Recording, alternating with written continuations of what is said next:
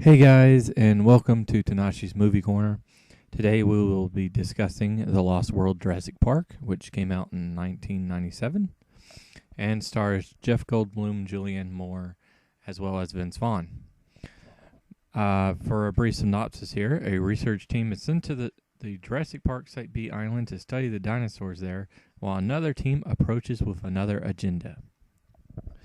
Okay, when reviewing this movie, first, we knew going into this movie that it was going to have to be different than the first one. There was going to have to be some reason why Jeff Goldblum's character goes back to the island, because after the experiences everyone had there, you would think that nothing would get them back.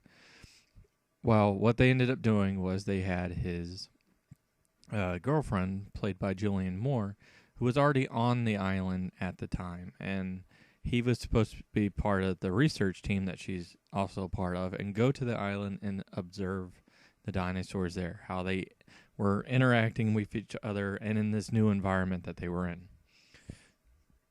So I believe the reasons why he goes to the island. I buy that.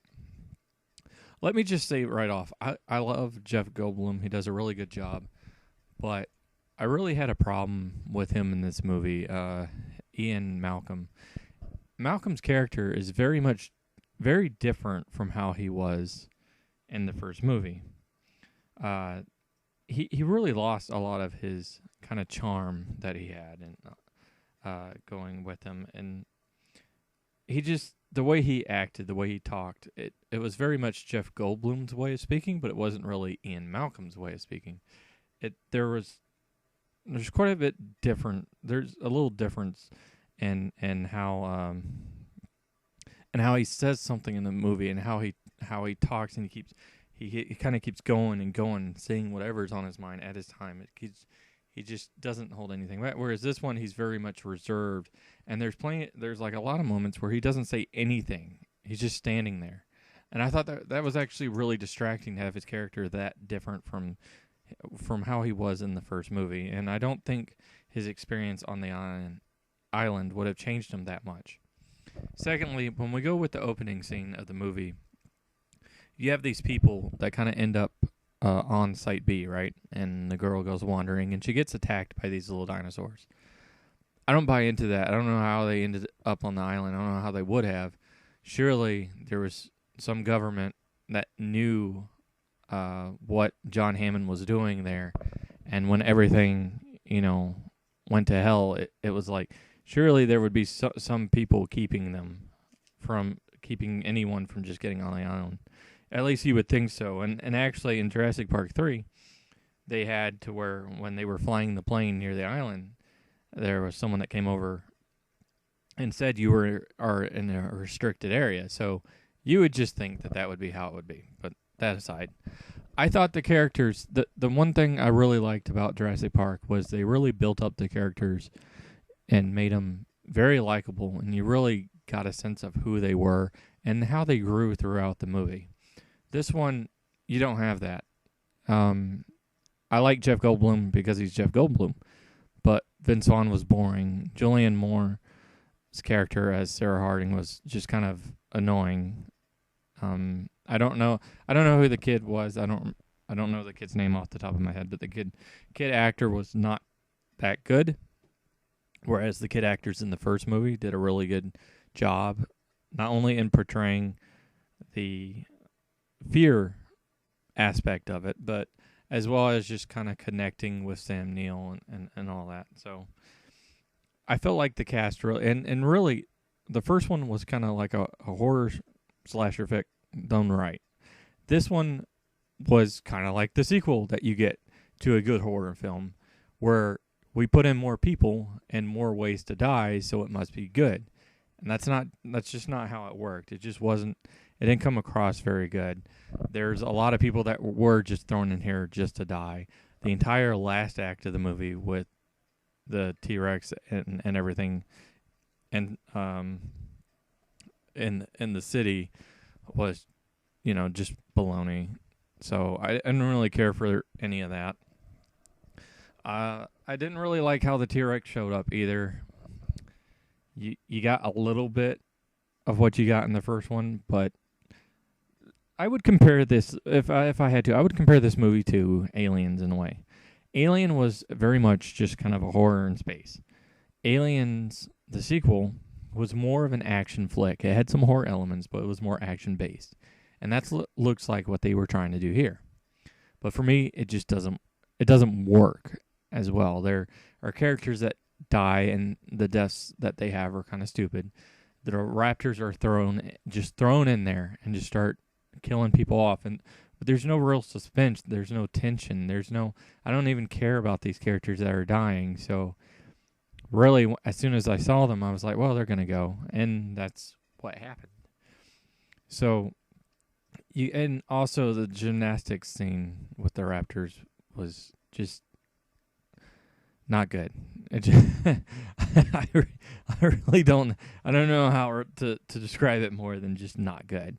Now they did use a combination of CGI and animatronics like they did in the first one, and I think for the most part they did a good job there.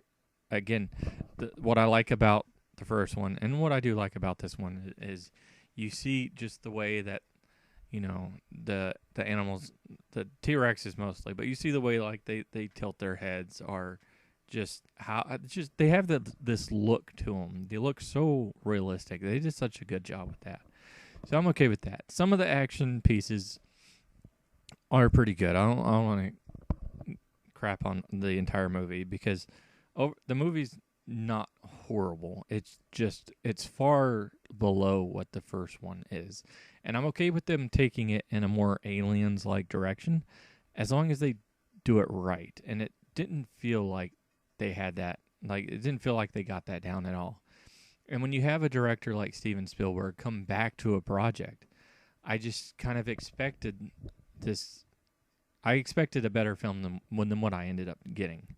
Again, you have the last third of it, which I feel is completely useless. And I don't like how the boat shows up and everyone's dead, but you don't know how. And it can't be the T-Rex because there's areas where the T-Rex couldn't get into without breaking a lot more than what ended up happening. So I don't like that. I do like I like the ending scene with the dinosaurs and how, like, there you see the mom and dad T-Rex and everything with the baby and all that, and the herd kind of walking by. I like that. I like that you had the Stegosauruses in the movie, and you have some new dinosaurs in here. I do like that. And I do some of the scenes, some of the action scenes are fine. I don't mind the ones with the two T-Rexes and the trailer. That was pretty well done. But there's things that happen in this movie that you can't really look past. Sarah Harding's character going around with a vest that still has, baby T-Rex blood on it when she should have known better. There's no reason for a character not to know better. That kind of thing's hard to ignore. So, there's just moments like that where, again, this movie for me, it suffers a lot because all the pieces just don't add up to a great movie. So if I had to rate this 1 through 10, again, 1 being the lowest, 10 being the best, I would rate this a 5.2. So just above the 5, just above average. For me, that's about as high as I can get it. There's just too many flaws to it. There are parts that I enjoy, but as a whole, I don't particularly like this movie, and I wish that it had been a better job, and I expected a better job from someone like Steven Spielberg. But anyway, guys, so that's my review. Let me know what you think down below, and if you like this video, please click the like button and subscribe to my channel. I will have the third Jurassic Park movie review up on Friday, and I will have the Jurassic World review up on Sunday, sometime Sunday afternoon, Sunday evening. Anyway, thanks guys. Peace.